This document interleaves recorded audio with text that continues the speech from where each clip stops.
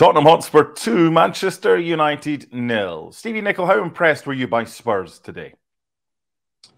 Well, I was impressed in the second half. I'm not so sure about the first half. I thought, quite frankly, that they were fortunate not to be behind. Manchester United had two clear chances and probably should have had a penalty kick as well. And when I say two clear chances, I'm thinking of Rashford when he was clean through. Yes, Vicario's made a good save, but you expect a real centre-forward to score there. And Bruno Fernandes with a header. I mean, my only thing that I can think of is he thought he was offside because he completely misjudged it as if he was surprised. But he really should have scored 6 yards out, free header, and put it wide. And then, of course, the penalty kick. I said it last week. I don't know what a penalty kick is anymore, and this just confirmed it. I absolutely don't understand how Romero is allowed to put his arm where he did. The ball's hit it from Garnacho's shot, but it's not given, and they haven't even asked Oliver to go over to the screen and have a look himself. So I thought it was a penalty. I thought it was a clear penalty, but I guess not. The annoying thing here, Stevie, is that we have seen that pretty much same incident happen many times in the Premier League with VAR in use. And pretty much every time it's been given a penalty. The rules, the laws of the game have not changed. It's the interpretation of them. Why does it appear that they're getting things wrong like this? Well, you're asking the wrong person. I think the what's it, GMLOA, PGZD, whatever they call it, they're the people they should ask. Howard Webb. I mean, again, I'm with you. If this had happened last season, it's a penalty. It's a penalty kick. There's not even a question about it.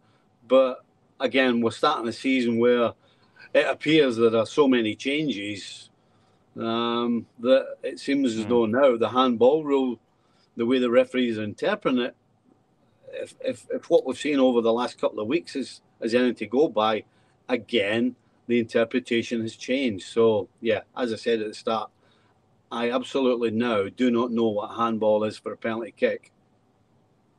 Who knows anymore? Seriously, let's move on. And I think Spurs fans and Man United fans could both argue against each other that their team had the better of the first half.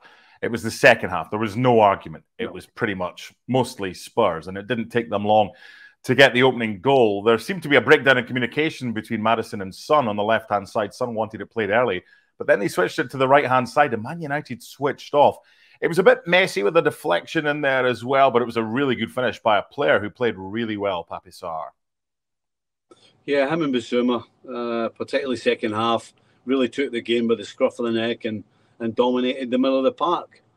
In terms of football, Spurs were way ahead of Manchester United. I think we saw the problem Spurs are going to have is finishing off opportunities. Yes, they got a second goal, but the truth is it was a scuff from Ben Davies, barely hit it, and then had Martinez not touched it, it wasn't going in the net. It really is an own goal. So we can see that Spurs are going to be creative. They're going to be good up until the penalty box. You just wonder throughout the season where the goals are coming from. But if whoever they play are not going to take the chances the way that Man United didn't today, including chances in the second half, you know, in terms of football, Man United never played any today. But as I said, they created chances, not just the ones in the first half, but in the second half also. You know, Vicario's made a great save from a header from Casemiro. He's made a good save as well from Bruno Fernandes. And Anthony's hit the post. So as much as United got outplayed in football terms, in this game, they've still created 4 or 5 opportunities. And had they taken them, we might be talking about certainly a different result, but a different game. Spurs will be fun to watch under Postecoglou, won't they? Yeah, I think I said it last week. The one thing you can guarantee when you watch Spurs playing in a game is it's going to be open attacking football. Yeah. That's the way Postecoglou plays the game.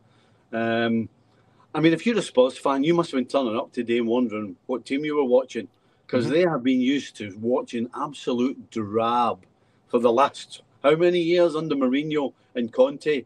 I mean, you talk about no attacking football. You talk about, counter-attack. You talk about sitting tight. None of that. None of that under this manager. It's attack, attack, attack. And if they can sort the defence out and get better going forward in the penalty box, then they've got a chance of maybe sneaking a European place. But certainly the one thing you're guaranteed with Spurs, good to watch, open attacking football, keep it coming. Yeah, no Kane, no problem so far. And James Maddison's getting the space to shine. What about United's start to the season? They weren't great against Wolves. They got lucky not conceding a penalty late on, and they won. But as your point is very pertinent earlier on, they could easily have scored 3 or 4 today, but poor finishing or good goalkeeping stopped them from doing so. I think it's Wolves next in game week 3. It's 3 points from 2 games, but what's their performances overall been like? What are they missing? Well, they're missing cohesion. There's no question about that. And they're, I was going to say, they're missing chances. They certainly missed chances today, but I'm wondering where the goals are coming from. You know, we said this before the game or before the season kicked off. If Marcus Rashford doesn't score, where are the goals coming from? Because again, he started Garnacho on one side and Anthony on the other, and they were both poor. Yeah. And that is being kind. And so that means that if Rashford isn't scoring, where are the goals coming from? Bruno Fernandes doesn't look like he's got his shooting boots on. Mason Mount hasn't got anywhere near the penalty box in the first 2 games, and hasn't really created anything for anybody else. So creatively, and as far as putting the ball in the back of the net, you don't know where that's coming from United. And you've got to say as well that defensively, which to me was their rock last season,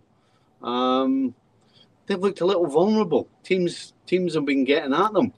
And so, yeah, this has not been a good start for United. And if you're Ten Hag, you're kind of scratching your head as how to change this. You know, again, they made the same changes as last week. They brought on Sancho and Christian Eriksen, gave them a little bit of a fillip, but they couldn't change the course of the game. So maybe you might find that they'll start in the next one, because the starting 11 at Wolves and the starting 11 today did absolutely nothing to suggest this is Manchester United's best starting 11. So I would expect changes next time out.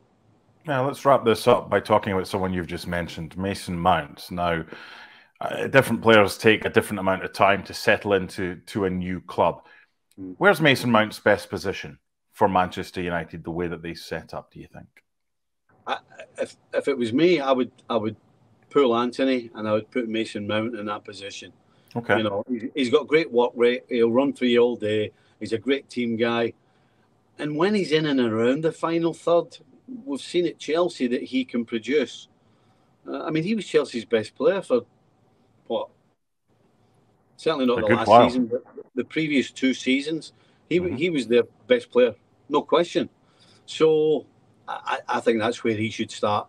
It seems to me as though he's a little in between and betwixt. He's not getting forward, and he doesn't seem to be doing an awful lot defensively. So if I'm Ten Hag again, I'm benching Anthony, and I'm putting Mason Mount on that right hand side.